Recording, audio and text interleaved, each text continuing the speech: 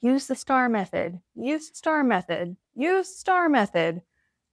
I bet every time you look for career search advice, you find a countless number of videos encouraging you to use the STAR method. And frankly, it's wonderful advice. The framework is the recipe to help you get a job. The thing is, as someone who interviews people for a living, I can tell you that despite all the information out there, the STAR method is still often poorly executed. So in this video, we are going to bring it back to basics, talk about the STAR method and common places that I see people get tripped up a little bit. But before we do that, if we haven't met yet, my name is Kim. I am a big tech recruiter and career advancement expert.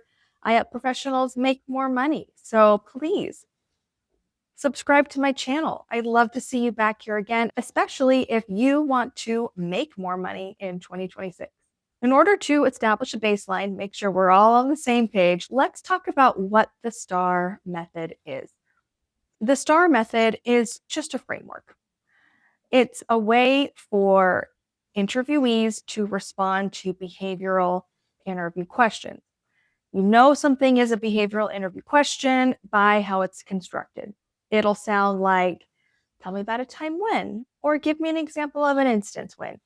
Basically, the question is asking for you to look back in your past and show an example that illustrates the point that's at the root of the interview question.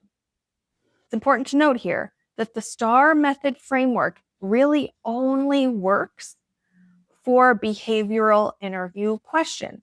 You can't really use the STAR method for what is your greatest strength or weakness or why do you want this job.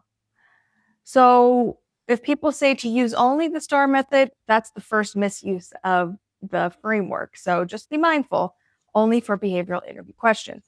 So Kim, why is it called STAR method? It's just an acronym. The acronym stands for the different sections and parts of the STAR method framework that you will be implementing. S stands for situation, T stands for task, A stands for action, and R is results. So the framework allows you as a candidate to walk through the entire scenario of activities in a easy to follow order so that the interviewer could easily track what you're sharing with them. As someone who interviews people for a living, I can say that there are some key parts of the STAR method that are often executed poorly.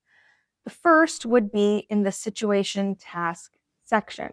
That is where you as a candidate are there to provide context. That's where you talk about all of the details around what occurred. This is the who, the what, the where, the when, and the why, all in a couple of sentences. Where people tend to struggle here is in assuming that they don't need to provide enough context. I see it especially in some sort of promotion interview or when someone is interviewing with people they already know. They assume that the context is already understood, and so they miss key components and important information in regards to why what they were doing was important. In the situation and task, you are giving the interviewer who was not there enough information so that they can understand why your activities that you'll be sharing in the action were actually worth the return on investment of your time. If you just went into the delivery of what you were doing without any context in regards to this aligning to C-suite initiatives, or this was a constant problem and the data proves it. If you don't give any sort of context, the interviewer doesn't know whether what you were doing was just busy work or something that was impactful for the team or the organization. You want to show that you can make an impact beyond the work that's just within the scope of your desk. So give context. in the situation and task sections of the interview. The next item that I often see trips people up is missing data in their responses. Folks, more and more corporate roles, especially, are leaning towards data driven decision making if they're not already there. They want to see that folks can use data to educate their decision making because they will be expected to use data to educate their decision making in the new job. So, as you are giving your responses, giving numbers, something quantifiable, is helpful to the interviewer to once again provide some context, like in the situation and task, but also in the action section where you would be showing the reason why you chose what you chose, the work back plan, if you will, why the data influenced your decision making and how so. A really obvious way to implement data in the STAR method framework is before and after. Situation and task, this was the starting number. And then in the results section, this was the ending number. See? Starting number, and then in all the action, I did this step, this step, this step, this step, which resulted in this number. Or you can give a delta, the difference between the two. Either way, by just using before and after, you are able to illustrate to the interviewers the impact of the work that you were doing by comparing the old number to the results that you directly impacted. And speaking of results that you directly impacted, you want to make sure that when you are then talking about the results, you tie it back to the why. Why was this important? Why was this a good use of your time? Why was this strategy effective? As you can see here, by this result, we were able to exceed the expectations of the customer by a month and a half. Next is getting nervous. Folks, it is so natural to be nervous during an interview. I mean, what's not to be nervous about? You want the job, you want them to like you. It's kind of like giving a speech, right? All eyes are on you, especially if there's panels. I'm not trying to make anyone more nervous. But I get it. I get why my candidates get nervous. It's a very natural feeling. The thing that helps people with their nerves is preparation. The commonality between my most nervous candidates are those who underprepare for those behavioral interview questions. As someone who works in tech, I see often that my candidates will invest a lot of energy into preparing for functional or technical parts of an interview. By the way, if you do have that in your interview, definitely prepare for those because you need to be able to show you can do the day-to-day of the job.